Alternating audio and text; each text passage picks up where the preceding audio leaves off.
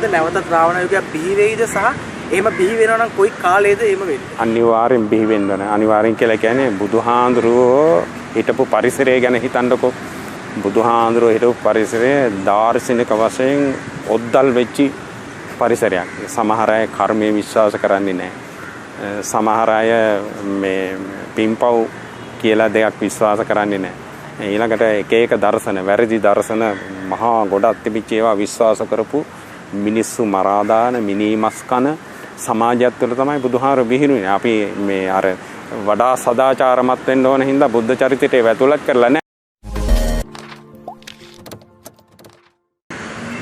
ආයුබෝවන් ජයශ්‍රී කියලා පිළිගන්නවා සුරේෂ් ලෑම්බෝ අපේ YouTube channel එකට ඔබ සියලු දෙනාම අද අපි විශේෂ කර්තව්‍යයක් සඳහා විශේෂ වූ ස්ථානයකට පැමිණිලා අපගේ අද විද්වත් කතිකාව ගොඩනැගීම සඳහා අප අද පැමිණලා සිටිනවා.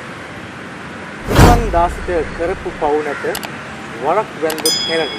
ඉතින් අද දිනේදී අපි ඓතිහාසික කැලණි පුදබිමට පැමිණලා තිබෙනවා. විශේෂිත වූ කාරණාවක් උදෙසා විශේෂයෙන්ම ශ්‍රී ලංකාවේ යක්ෂ පරපුර ගැන කතා කරද්දී විශේෂයෙන්ම මේ දිනවල බහුලව වර්තමානයේදී බහුලව සාකච්ඡා වෙන මාතෘකාවක් තමයි මහා රාවණයන් පිළිබඳව. එහෙමත් නැතිනම් යම් කෞරාණ මණ්ඩල. ඉතින් මේ පිළිබඳව සාකච්ඡා කිරීමට මුල් පිරිය යුතු විශේෂතම සහ හොඳම කෙනා වශයෙන් අපේ ස්වාමීන් වහන්සේව අද අපි තෝරා ගන්න ලැබුවා. ඉතින් අපේ හාමුදුරනේ මා ඔබ වහන්සේගෙන් ප්‍රථමයෙන්ම අවසරයි අහන්න. ඔබ වහන්සේ යක්ෂ පරපුර සමග තිබෙනා වූ සම්බන්ධය සහ මේ රාවණ ඉතිහාසයේ පිළිබඳව තොරතුරු ගවේෂණයට ඔබ වහන්සේ පෙළඹෙන්නේ කොයි කාලයේ වකවානුවකද සහ ඒට හේතු කුමක්ද? ඔව් දැන් අපි මේ යක්ෂගෝත්‍රික පරම්පරාවේ කියන එක මම දැනගෙන හිටියා කලින්ම අපේ තාත්තලා කියන කතාවලින්. ඊළඟට අපිට රාජවංශ පරම්පරාව කියලා පරම්පරා ග්‍රන්ථයක් තියෙනවා, පුස්කොළ පොතක්. ඒක තාම අපි එළියට දාලා නැහැ. ඒ වර්ග පූර්ණිකාවෙත් ඒ සම්බන්ධයෙන් ඒ යක්ෂගෝත්‍රික පරම්පරාව සම්බන්ධයෙන් රාවණා සම්බන්ධයෙන් යම් කරුණු තියෙනවා. ඉතින් මම හොයන්න පටන් ගත්තේ මේ විශ්වවිද්‍යාලයේ ඉන්න කාලේ සමහර 95 මම 79 වරක් ඒ බුද්ධ ශ්‍රාවක ධර්මපීඨයේ 80 වගේ ඇතුල් වුණා. ඒ ඇතුල් වෙන කාලය තුල අවුරුදු 5 ඉවරුණාට පස්සේ ජයවර්ධනපුර විශ්වවිද්‍යාලයට ඇතුල් වුණාට පස්සේ තමයි වාග් විද්‍යාව විෂය කරනකොට තමයි මට මේක මේ හදාරන්න ඕනේ කියන ආසාව ඇති වුණේ. ඊට පස්සේ තමයි වර්ග පූර්ණිකාව කියන ග්‍රන්ථය මම හැදෑරුවේ.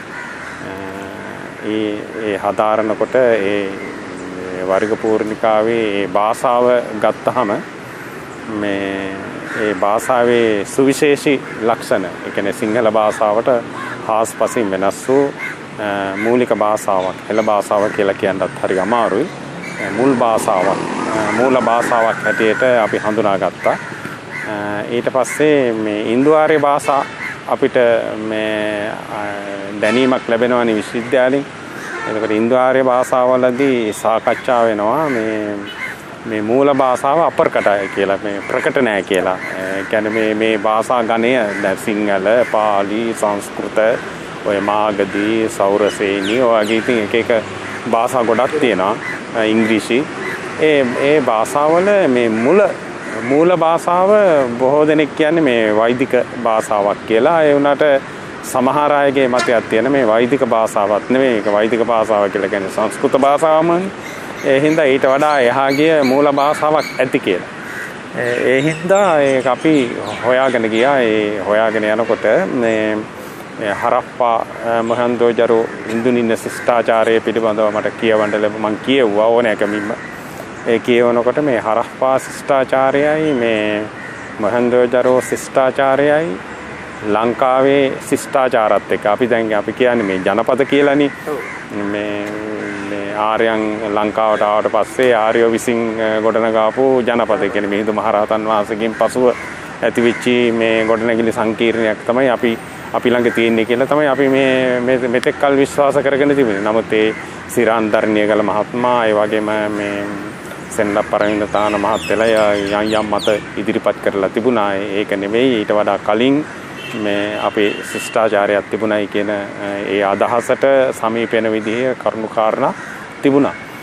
දැන් මොහෙන්ජෝදාරෝ මේ හරප්පා ශිෂ්ටාචාරවල තියෙන අක්ෂර සංකේත ගත්තාම දැන් ලෝකයේ තියෙන සියලුම අක්ෂර සංකේත ගත්තාම ඒ සියලුම අක්ෂර සංකේත මේ ලංකාවේ ශිෂ්ටාචාරයට හරි සමීපයි. ඊළඟට තියෙන පුදුමේ කියලා කියන්නේ දැන් මොහෙන්ජෝදාරෝ හරප්පා ඒ ශිෂ්ටාචාරවල තවත් වෙනත් මේ ලෝකයේ ඔය පිරමිඩ් වල තියෙන ඒ අක්ෂර වලට වඩා වැඩි අක්ෂර ප්‍රමාණයක් ලංකාවේ තියෙනවා. ඔව් ඒ කියන්නේ අපේ වර්ග පූර්ණිකාව නෙවෙයි. මේ බාහිර මේ අපේ මේ ගොඩනැගිලි වල ඔය පෞරාණික ගොඩනැගිලි වල ඕනෑම තැනකට යනකොට මොකක් හරි සංකේතයක් අපිට හම්බ වෙනවා. එතකොට අපි මේ අක්ෂර ලිවීමේදී අක්ෂර කියවීමේදී රූපාක්ෂර සංකේතාක්ෂර භාවිතා කිරීමේදී අනිත් ශිෂ්ටාචාරයන්ට වඩා ටිකක් ඉහළින් ඉන්නවා වගේ පේනවා. ඒක තහවුරු උනේ මේ අපේ වර්ග පූර්ණිකාවේ අක්ෂර විශේෂයක් මම ඔය පොතෙන් එලිදරව් කළානේ. ඒ එලිදරව් කරනකොට මට නැවත කුතුහලයක් ඇති වුණා මේ අකුරු මේ බාහිර ලෝකේ දැන් අපිට මේ සෙල්ලිපි වශයෙන් හඳුනා ගන්න පුළුවන්ද කියලා එහෙම ගැටලුවක් තිබුණා. ඒ පස්සේ අපි මේ හොයාගෙන ගියා. ඉතින් ඒ ආයකට මිහින්තලේ තියෙනවා, ජේතවනේ තියෙනවා, මිරිසවැටියේ තියෙනවා, රුවන්වැලි සෑයේ තියෙනවා. මේ හැම තැනම මේ අක්ෂර තියෙනවා. ඉතින් අක්ෂර වලින් අපි බොහෝ අක්ෂර දැනට ඒ සංකේත අක්ෂර අපි හඳුනාගෙන තියෙනවා. සීගිරිය කෞතුකාගාරයේ උළු කැටවල යක්ෂ ගෝත්‍රික අක්ෂර තියෙනවා කියලා සඳහනක් තියෙන එක ඇත්තද? තියෙන්න පුළුවන්. ඒ කියලා කියන්නේ දැන් ශිෂ්ටාචාර ගත්තාම ශිෂ්ටාචාරවල තියෙන සියලුම අක්ෂර ලෝකේ කොතනදීද සමානයි. එක අදහසක් තමයි දෙන්නේ. එකම අදහසක් ඒ සංකේතයකින් දෙන්නේ එකම අදහසක්. එතකොට ලංකාවේ තියෙන දැන් අපි කියමුකෝ මේ රවුම් සංකේතයක් වෘත්තාකාර සංකේතයක් තියෙන කෙනේ ඒ වෘත්තාකාර සංකේතය සූර්යාමයි. සංකේතයක් ගන්න සූර්යාමයි. සූර්යාමයි. ඊළඟට පිරමිඩ් වගේ අර ත්‍රිකෝණාකාර සංකේතයක් තියෙනවා නම් ඒක අපේ ලංකාවේ භාවිතා කරන්නේ චන්ද්‍රයාට. චන්ද්‍රයාගේ එක්තරා කලාවක්. ඒ කියන්නේ මධ්‍යස්ථ කලාවක් තමයි ඒ සංකේතය සඳහා පූර්ණ සංකේතයක් ගන්න බෑනේ සූර්යයාට අර සංකේතය අරගෙන තියෙන නිසා. ඒ නිසා මධ්‍යස්ථ කලාවක් අරගෙන ත්‍රිකෝණාක්ෂර මේ සංකේතයක් අපි හදාගෙන තියෙනවා. ඊළඟට මේ දෙක එකතු කරපුවාම චෛත්‍යයක්. රවුම් සංකේතයට ත්‍රිකෝණේ උඩින් තියලා බලන්නකො චෛත්‍යක ආකෘතියක් එන්නේ. ඒ නිසා මේක වන්දනාමාන පූජනීය දෙයක් බවට පත් කරන්න ඕනෑකම නිසා සූර්යයා වන්දනා කරන ගමන් චන්ද්‍රයා වන්දනා කරන ගමන් අපේ ශාස්ත්‍රවරයා නම් වන්දනා කිරීම සඳහා මේ චෛත්‍ය ආකෘතිය අපි හදාගත්තා. ඒක වෙන මේ රහතන් වහන්සේලාටවත් වෙන පූජ්‍ය ස්වාමීන් වහන්සේලාටවත් මේ සංකේත දෙක යොදාගන්නේ නැහැ. ඒක බුදුහාඳුරුව වෙනුවෙන් පමණයි හදාගන්නේ. ඔව්. එතකොට අපේ හාමුදුරුවනේ දැන් උපවාසයේ සතුව මම හිතන්නේ දැනට තියෙන වටිනාම ග්‍රන්ථයක් තිබෙන බව මම අහලා තියෙනවා. ඒ තමයි වර්ග පූර්ණිකාව. ඔව්. උපවාසයේ සතුව වර්ග පූර්ණිකාවේ කොටස් කීයක් නිරුපතිතව දැනට තිබෙනවා? දැන් ඔය පොතේ අපි කොටස් කරලා තියෙන්නේ අර දැනගැනීමේ පහසුව සඳහා පරිවර්තනය කරලා 1 2 3 4 5 කියලා තියෙන. හැබැයි අපි ළඟ තියෙන පත්තිරු 20ක් විතර පොඩි කොටසක් තියෙන්නේ. අනිත් ඒවා මේ දිරලා ඒ පත්තිරු වල දිරීම නිසා ඒ වගේම ඒවා මේ තිබිච්ච ස්ථානවල දුර්වලකම් නිසා ඒ කියන්නේ ගබඩා කිරීමේ දුර්වලකම් නිසා සමහර පත්තිරු විනාශ වෙලා සංරක්ෂණය කිරීමේ පහසුකම් අපේ ගෙවල් වල තිබෙන්නේ කටුමැටි ගහපු ගෙවල් නේ තියෙන්නේ. ඉතින් ඒ වලේ සමහර වේයෝ කාලා එහෙම කරලා එතකට වේයෝ කැවුවොත් පත්තිරුවක් ඒක අයින් කරලා අර හොඳ පත්තිරු ටික එකතු කරලා පත්තිරු 20ක් විතර. ඒකෙනුත් හොයාගන්න බැරි මේ පත්තිරු තියෙනවා. ඒවා බොහොම පරීක්ෂාවෙන් අකුරු කියවලා අර කණ්ණාඩි අර කාච දාලා කියවලා තමයි අකුරු ටික අපි ගත්තේ. දැන් අපේ හඳුරන්නේ වර්ග පූර්ණිකාව තුළ ඔබ වහන්සේත් මතු කරපු කාරණාවක් තමයි රාවණ ඉතිහාසය සම්බන්ධ. එහෙම නැත්නම් යග්ගෞරාණ මණ්ඩක සියල්ල සම්පූර්ණ කළ යකා කියලා යග්ගෞරාණ මණ්ඩකකින් අදහස් වෙන්නේ.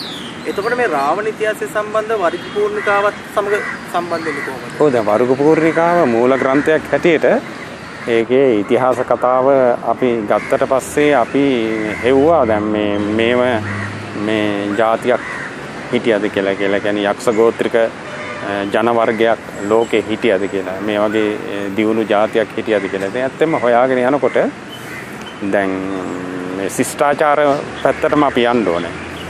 යනකොට දැන් ඔය මේ ජම්බුදීප කියලා කියන්නේ ජම්බුදීපේ ಭಾರತය හින්දුස්තාන් ඉන්දියා කියලා අපි කතා කරන ඔය මේ දේශයේ මේ ඉන්දුනින්න ශිෂ්ටාචාරය ගැන කතා කරනකොට දැන් පර්සියන් අධිරාජ්‍ය කාලයේදී ඒවා යටත් විජිතයටපත් වෙලා තිබුණා. ඊළඟට ග්‍රීක අධිරාජ්‍ය කාලෙත් මේ ඇලෙක්සැන්ඩර් රජුරන්ගේ කාලෙත් ඒවා යටත් විජිත භාවයටපත් වෙලා තිබුණා. එතකොට මේ ඇලෙක්සැන්ඩර් රජුරෝ මේ ඉන්දුනින්න ශිෂ්ටාචාරය තුළ හිටපු ජනතාව පිළිබඳව පුදුම නම්‍යශීලී භාවයක් තිබුණා. ඒ මොකද කියලා අපි ටිකක් හොයලා බැලුවා. බලමු කියන්නේ අපේ අර මේ වර්ග පූර්ණිකාවත් එක්ක එන තොරතුරු ඔස්සේ අපි හොයලා බලනකොට දැන් තක්ෂිලාව කියන මේ අධ්‍යාපන ආයතනය එයාට මේ ග්‍රීක අධිරාජ්‍ය මේ ඉන්දුනින්න ශිෂ්ටාචාරයේ පැත්තට හරවනකොට ඉස්සරලාම හම්බෙන්නේ තක්ෂිලාව. ඒ අධ්‍යාපන ආයතනය. ඒ අධ්‍යාපන ආයතනයයිලා තක්ෂිලාවත් එක්ක යුද්ධ කරනකොට මේ තක්ෂිලාවේ ඉන්න ජනතාව මේ ඇලෙක්සැන්ඩර් රජුරන්ට පොඩි සමීපතාවයක් තියෙන බව පෙවුණා. භාෂාමය පැත්තෙන් ගත්තාම ඊට පස්සේ මේගොල්ලෝ මේ යුද්ධය නතර කරලා බලපුවම මේ මුරුණ්ඩ සත ඊළඟට සිංහල කියන මේ නම් වලින් හඳුන්වන ජාතියක් තමයි මේ තක්ෂිලාවේ ඉඳලා තියෙන්නේ. ඊට පස්සේ තා ටිකක් එහාට යනකොට පංජාබ් දේශයට ගහනකොට පංජාබ් දේශයේ තියෙන අර තක්ෂිලාවේම ජනතාව. ඊළඟ ඒ පැත්තෙන් ආයෙ ගිහිල්ලා සිංහල කියලා රජ කෙනෙක් පාලනය කරපු මේ ග්‍රාමීය රාජ්‍යයක් තිබුණා. මේ ග්‍රාමීය රාජ්‍යයට ගහපුවම එතනත් ඉන්නේ සිංහල එකම ජාතියක්. ඊළඟ තා ටිකක් එහාට ගිහිල්ලා ගහනකොට මුරුණ්ඩ කියන දේශයට ගන්න. මේ මහා සටන්කාමී පිරිසක්. මේගොල්ලොත් එක සටන් කරන්න හරි අමාරුයි. මේ සමහර වෙලාවලට මේ ඇලෙක්සැන්ඩර් රජුරු දුර්මුඛ වෙනවා. මේ පුදුම ශක්තියක් යොදවලත් දිනා ගන්න බැරි අවස්ථා තියෙන. දැන් සිංහල රාජ්‍යයට ගහනකොට පොඩි රාජ්‍යයක්. එයා වරින් වර පරාජයටපත් වෙනවා. ඉංග්‍රීසි අපේ ලංකාවට ගහනකොට මේ සිංහල හමුදාවත් එක්ක සටන් කරනකොට අවස්ථා කීපයකින් පසුබහින්න සිද්ධ වුණානේ. 18 ඔව් 47 කරලා වගේනේ. ඔව් ඒ ශක්තිය මේ තැන්වල මේ රාජ්‍යයන් තුළ තිබුණා. ඒ නිසා මෙයාට සිද්ධ වුණා මේගොල්ලොත් එක්ක මේ ගිවිසුම් ගහලා මේ සාම මේ ගිවිසුමක් ගහලා ඒ ප්‍රදේශය මේ ඇලෙක්සැන්ඩර් රජුරොත් එක්ක සමගි සම්පන්නව සමගි සන්දානයකින් යුතුව මේ පාලනය කටයුතු කරන්නේ. ඒ වෙන කවුරක්වත් නෙවෙයි සිංහල ජාතිය. ඒ ඔක්කොම සිංහල පුදුම වෙනවා ඇති. මේ අපි මේ ලංකාවටම විතරක් කොටු කරගෙන අපි මේ අපේ ජාතිය මුල් ජාතිය මෙහෙමයි කියලා එහෙම වෙන්න බෑ. දියුණු ජාතියකට දියුණු ජාතියක් ඊට වඩා ලෝකේ ව්‍යාප්ත වෙලා යන්න ඕනේ. එහෙම නැත්නම් අපිට මේ අපේ භාෂාව ගත්තාම සිංහල භාෂාව අධ්‍යයනය කරපුවම මේ වර්තමාන භාෂාවත් එක්ක අනුරාධපුර යුගයේ දක්වා භාෂාව අපි අධ්‍යයනය කරපුවාම අපි භාෂා 10ක් විතර කතා කරලා තියෙනවා. ඉතින් භාෂා 10ක් කතා කරලා තියෙනවා කියලා කියන්නේ අපි ජාත්‍යන්තරව කොයිතරම් සම්බන්ධකම් පවත්වාගෙන ආපු ජාතියක්ද? අපි ඒක හිතන්න ඕනේ. අපේ භාෂාව අධ්‍යයනය කරන්න ඕනේ. මේ ඔය සිංහල ජාතිය සහ හෙළ ජාතිය අතර යම් කිසි වෙනසක් තියෙනවද නැත්නම් එකම ජාතිය සිංහල හෙළ විදිහට වෙනස් වෙන්නේ පසුබාහිර? සිංහල කියන මේ වචනය හෙළ කියන වචනයට වඩා හරි පැරණි. දැන් ඔය හෙළ හවුල කියලා මේ අපේ මේ ජාති හිතයිසි සංවිධානයක් හැදුනානේ ඔය ඉංග්‍රීසි ආණ්ඩුවන් කාලෙන් පස්සේ ලංකාව ගොඩනගන්න ඕනේ කියලා. ඒ හෙළ අවුල තුලින් තමයි ඔය මේ හෙළ කියන මේ වචනේ අපි වැඩි වශයෙන් භාවිතා කළේ. ඒකේ වැරද්දක් නැහැ. ඒ වුණාට මේ සිංහල කියන මේ වචනේ ගොඩක් පැරණි. සිංහල වචන. ඔව් පැරණි. ඒක මේ ජම්බුදීප තරමටම පැරණි. හොඳ දැනකට අපි ආව සාකච්ඡාවේ. ඔව්.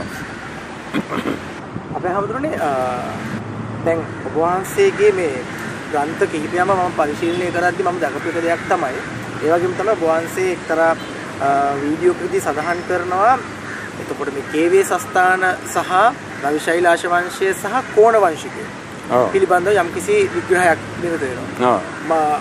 කෝණ වංශිකයන් හා කේවේ සස්ථාන කියන්නේ මම හිතන්නේ යාපනයේ ප්‍රදේශයට කියලා ඔබ වහන්සේ ඒ අවස්ථාවේදී කියනවා. ඒතර කෝණ වංශිකයෝ සහ රවි ශෛලාශ වංශිකයෝ කේවේ සස්ථාන අතර තියෙන සම්බන්ධය සහ වැඩිදුර විස්තරයක් එක එකතු දැන් මේ අපිට අපේ සහෝදරයෝ දෙදෙනෙක් නේ ජාතියේ ඒ කියන්නේ රාවණාගේ දරුවෝ දෙන්නෙක් හිටියා මුණුබුරෝ දෙන්නෙක් රවි ශෛලාස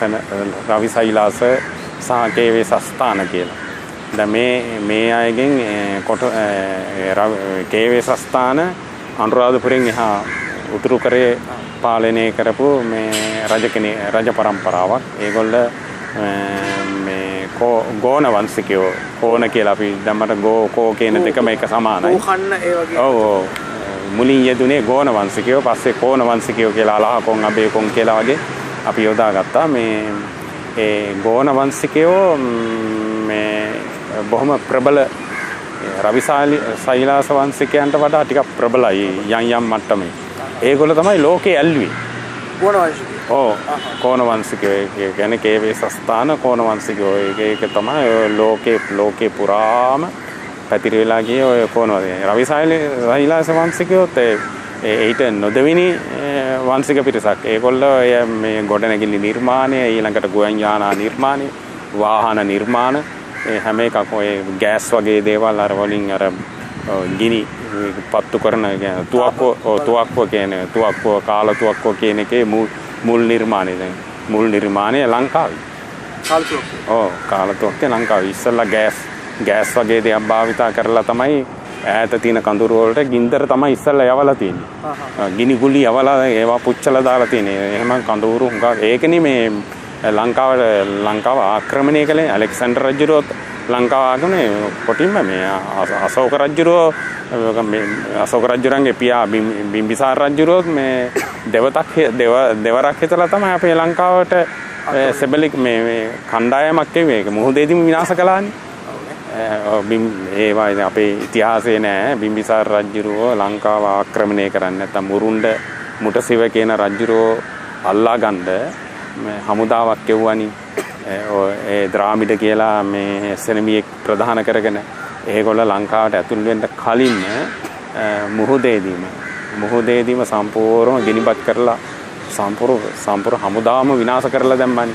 ඊට පස්සේ බිම්බිසාර රජුරන්ට මහ ලොකු බියක් ඇති වුණා ලංකාවත් එක්ක තරඟ කරන්න සටන් කරන්න. එහෙනම් එකවරක් දෙවරක් තුන්වරක් විතර හිතලා තමයි යම්කිසි තීරණයක් ගන්නවා නම් ගන්නේ. අශෝක රජුරන්ට සිද්ධ වුණේ ඒක. ඉතින් අශෝක රජුරෝ මේ ධර්මප්‍රචාරය නොකලා කියලා අපි කියන්නේ නෑ. යම් සත්ක්‍රියාවන් ලංකාව වෙනුවෙන් කළා. අපි ඒ ඉතිහාසයට විරුද්ධව කතා කරන්නේ නෑ. ඉතින් ඒ විදිහට ගතවතුම අහපු ප්‍රශ්නේ මට පොඩ්ඩක් අමතකුණා වගේ වුණා. මම ඇහුවේ අපේ හැමදෙරුනේ කෝණ වංශිකයෝ සහ I think අපේ හැමදෙරුන්ගෙන් මට අවශ්‍ය පිළිතුරු ලැබුණා. අපේ හැමදෙරුනේ අපි හොඳ කේන්ද්‍රීය ස්ථානයකට ආව කියලා මම හිතනවා මේ කතිකාවත ගොඩනගාගෙන යනකොට. දැන් සමාජයේ බහුලව දකින කාරණයක් තමයි එක පාර්ශවයක් රාවණ ඉතිහාසය කියනවා, තව පාර්ශවයක් කියනවා මේක හිතලුවක් නැත්නම් මේක මේ පුරාවෘත්තයක් පමණයි කියලා. අපේ හැමදෙරුනේ ඔබ වහන්සේ සාමාන්‍යයෙන් රටේ ඉන්න රාවණ ඉතිහාස සම්බන්ධයෙන් යක්ෂ ගෝත්‍රික සම්බන්ධයෙන් ගවේෂණ රාශියක් කරපු ස්වාමීන් වහන්සේ නමක්. ඉතින් බහුලව ගොඩක් කට්ටිය කියන දෙයක් තමයි රාවණ ඉතිහාසයේ සනාථ කිරීමට ලිඛිත සාක්ෂියක් නැහැ. මූලාශ්‍ර ග්‍රන්ථ නැහැ. එහෙමත් නැත්නම් ශිලා ලේඛනයක්වත් අඩුම තරමින් ඔප්පු කිරීමට සාධකයක් මුකුත් නැහැ කියන කතාවක් පිරිසක් කියනවා. ඇත්තටම මම ඔබ වහන්සේගෙන් ඇහුවොත් එහෙම සාධකයක් ඇත්තටම නැද්ද නැත්නම් තියෙනවද? සාධක තියෙනවා නෑ කියලා කියන්න බෑ. ඓතිහාසික සාධක තියෙනවා. අනිත් ඒවා ගැන නම් මගේ එහෙම විශ්වාසයක් නෑ. දැන් අපි බ්‍රාහ්මී අක්ෂර වලින් ලියවිලා තියෙන සෙල්ලිපි ගන්නකො. ඒ සෙල්ලිපි වල යම් වෙනස්කම් තියෙනවා.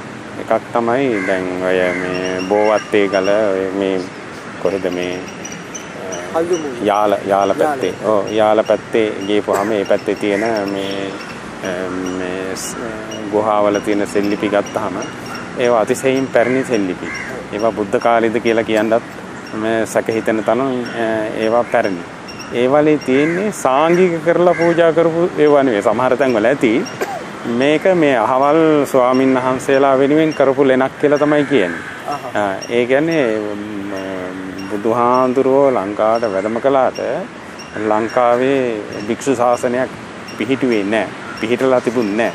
ඒ නිසා සාංගික ක්‍රමයක් අපේ ලංකාවේ තිබුණේ නැහැ මුල් කාලේ. ඊළඟ මිහිඳු මහරහතන් වහන්සේගේ පැමිණීමෙන් පස්සේ තමයි මේ සාංගික ක්‍රමයේ තිබුණේ. ඒකට මිහිඳු මහරහතන් වහන්සේගෙන් පස්සේ ලියවිච්ච හැම ලිපියකම මේ හැම ලෙනක්ම සාංගික කරලා තමයි පූජා කරලා තින්නේ. ඒ එක කාරණයක්. එතකොට බුදුහාඳුරන් කාලේ පැරණි අක්ෂර තිබුණායි කියලා මේ පුරා විද්‍යාව පිළිගන්නවද නැද්ද කියලා මම දන්නේ නැහැ. මට එහෙම අහුවෙලා නැහැ.